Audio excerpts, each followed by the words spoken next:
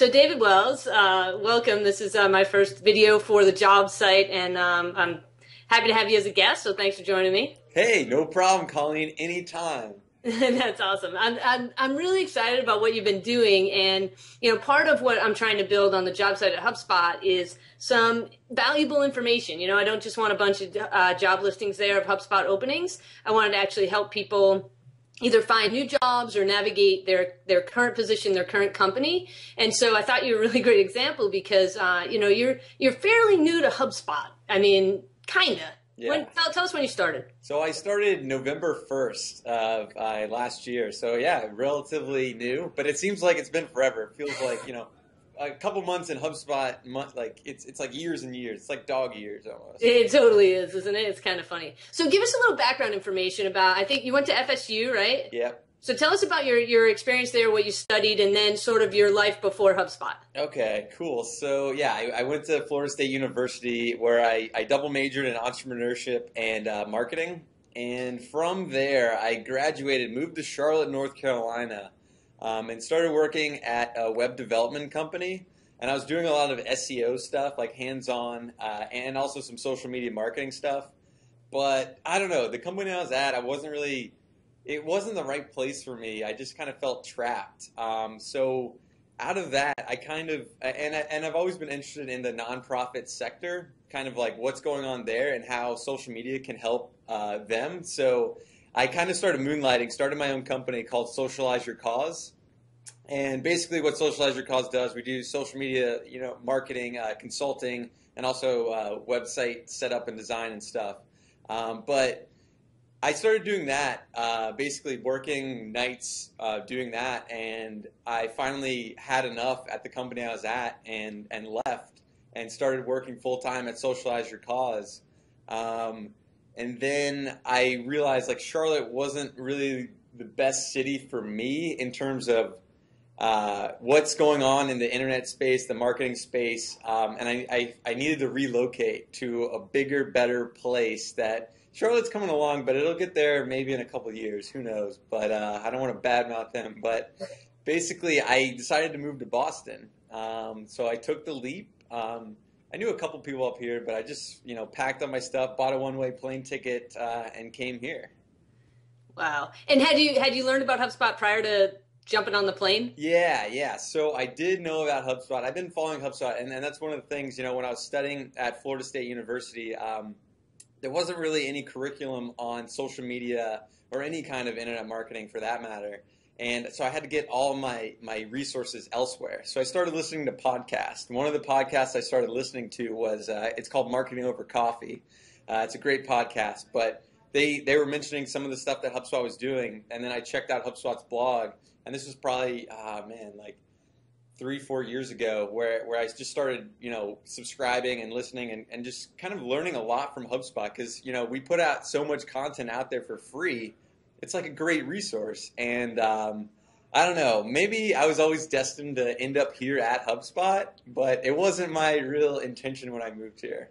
Oh, interesting. So you knew about HubSpot, but you just moved to Boston because you thought it'd be a good place for you in your career. Right. Yeah. And there's just a lot more startup activity here in Boston. There's events every night. It's a great networking place. So cool. All right. So now we're going to get into the part that I'm really excited about. And this is, so we worked together a little bit when you first came on. I did some training for new consultants. And one of the things that really impressed me right off the bat was it's like the first week or second week that you were there, you had been to HubSpot TV a couple times. You had watched it apparently somewhere. Right. And you weren't loving the intro. You thought the intro could be a little bit more dynamic, a little bit more captivating. Right. And so you just created one.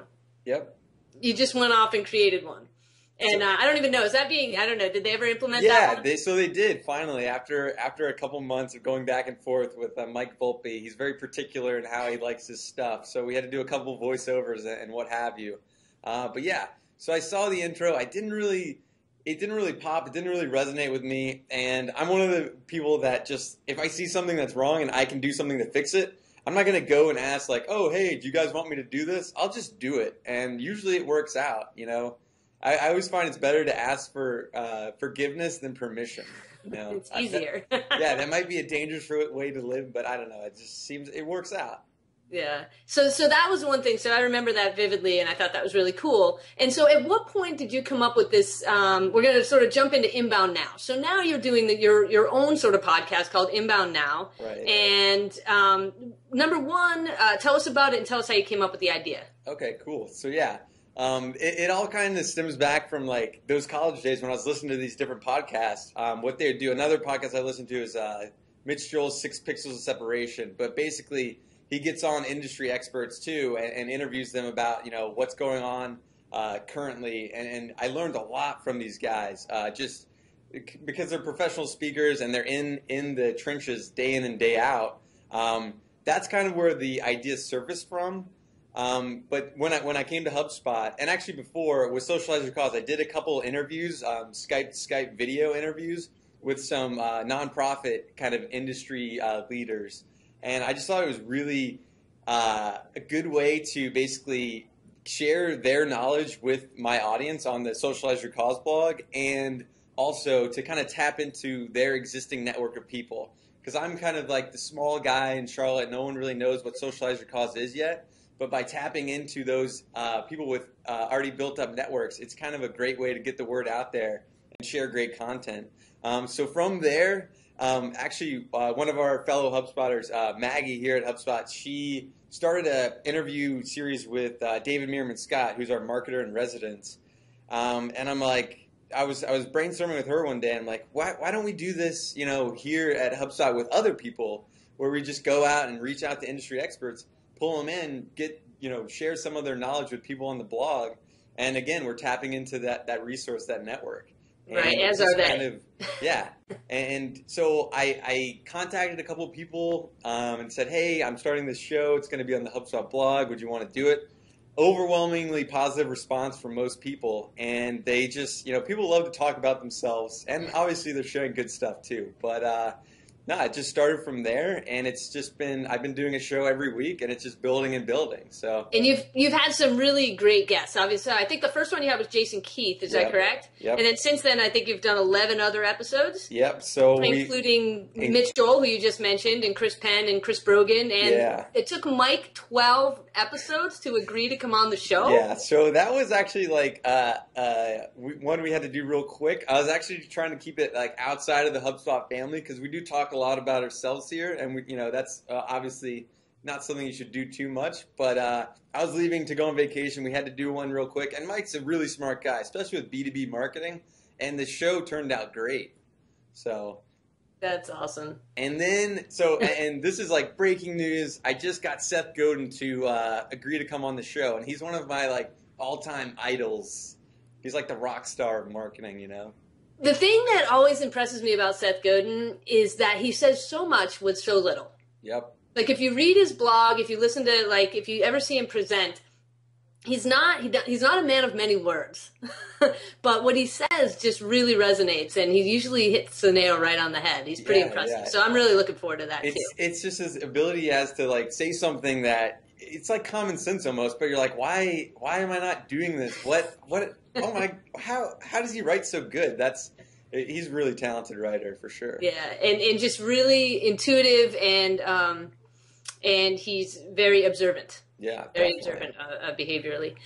Okay, so last thing I want to talk about was so what a lot of people don't know right now is that InboundNow isn't your only job at HubSpot. You came on as an inbound marketing consultant working with customers. You still do that.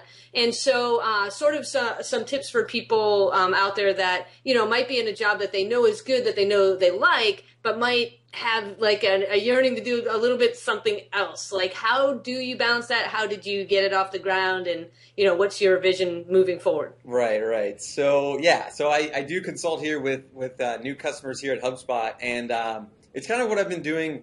So while I was working at that web design company in Charlotte, I was also, doing consulting on the side as well. Because, again, you know, if you're in a job that's not fulfilling your passions and you're not really doing what you should be doing, like, leave right now and just go do what you like to do. It'll work out, I promise. I don't know how, and, you know, don't come hunt me down if it doesn't. But anyways, what was the question again? Basically, how... Yeah, so how did you sort of make this InboundNow, this new venture fit into your your already busy life at okay. HubSpot. So how it fits in, right? So the cool thing about working at HubSpot is if you do your job and you do your responsibilities, you can work on tons of other side projects. And that's one of the greatest things possible. And also, I still run Socialize Your Cause in the wee hours of the night, and HubSpot is completely okay with that. And that's one of the biggest perks here is it's kind of like I would say it's the word would be kind of like intrapreneurship. You're inside HubSpot and you can run with your own ideas, and no one's going to say, hey, don't do that. As long as you're getting your job done, and my job here, teaching customers inbound marketing best practices, I'm doing that, and on top of it, it's a lot of work. InboundNow, it doesn't just happen. It takes a lot of work, and I'm fine with that because I love doing it. Right. So I think that's really the key right there is that if you enjoy doing it, it doesn't feel like work. So it's not like you don't feel like you're working overtime. You feel like you're just kind of doing something that you enjoy. Exactly. And it helps out. There's so many different, projects going on that you can jump in on. I mean, you don't have to start your own thing. There's a lot of other movements going on internally. It's pretty exciting. It's a really exciting place to work. Excellent. All right. Thanks so much, David. I appreciate your time. And I think this is going to work out great. And hopefully some people that visit the site will pick up a few tips. Yeah. We need to come up with a name.